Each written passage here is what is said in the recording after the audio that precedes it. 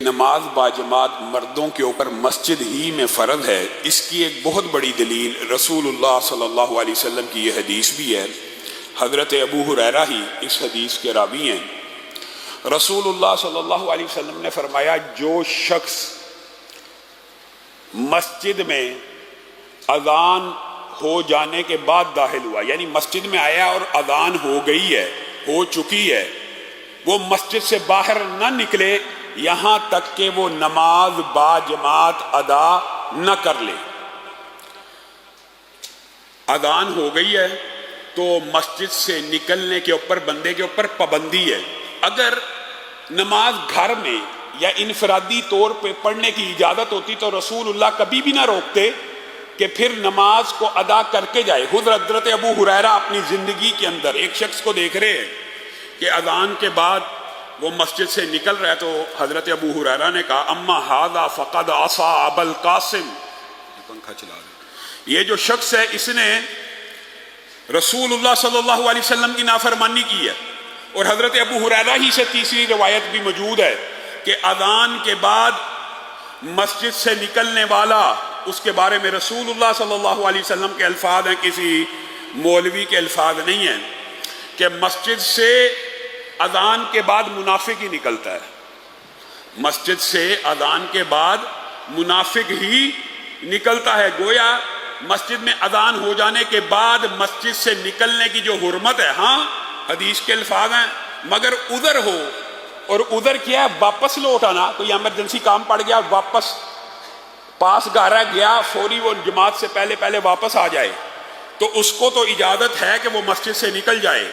اور جو اس نیت سے نکل گیا کہ میں کہیں اور جا کے نماز پڑھ لوں گا یا گھر میں پڑھ لوں گا یا انفرادی طور پہ نماز پڑھ لوں گا، تو رسول اللہ صلی اللہ علیہ وسلم کے فرمان کے مطابق وہ شخص منافق ہے، کیونکہ نہ وہ واپس لوٹنے کے لیے نکلا، نہ وہ باجماعت نماز کے ارادے سے نکلا، بلکہ اس نے یہ سوچا میں کہیں اور پڑھ لوں گا، انفرادی پڑھ لوں گا، آگے چل کے پڑھ لوں گا۔ یہاں سے یہ بات ثابت ہوتی ہے کہ باجماعت نماز مردوں کے اوپر فرض ہے، ورنہ رسول اللہ صلی اللہ علیہ وسلم پہلی بات منع نہ کرتے، دوسری بات اس کو منافق نہ کہتے۔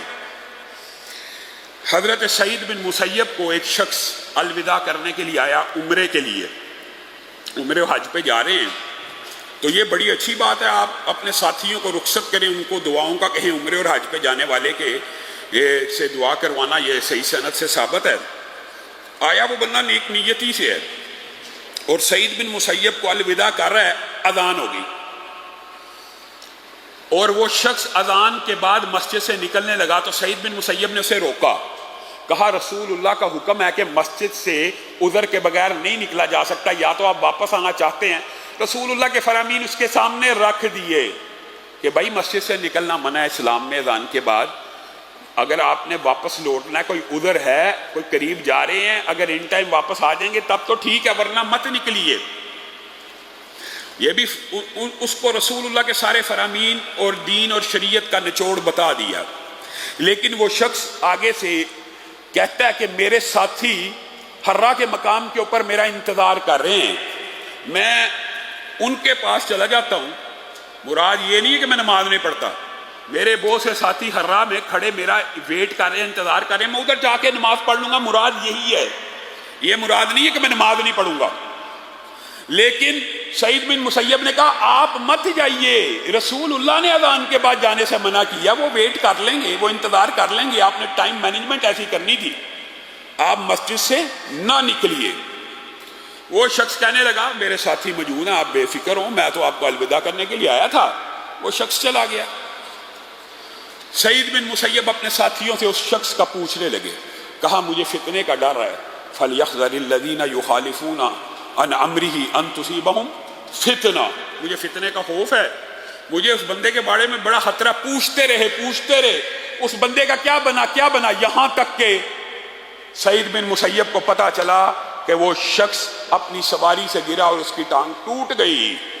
اور سعید بن مسیب کے استدراک اور ان کے پوچھنے سے ہی یہ بات سمجھ آتی تھی کہ ان کو یہ بات سمجھ آ گئی کہ میں نے اس شخص کے منہ کے اوپر رسول اللہ کا ایک فرمان سنایا اس نے رسول اللہ کے فرمان کو ریجیکٹ کیا، مسجد سے نکل گیا، یہ ہماری زندگی میں ہماری آنکھوں کے سامنے فتنے کا شکار ضرور ہوگا، اور وہی ہوا، گیا تو رستے میں ٹانگ ٹوٹ گئی۔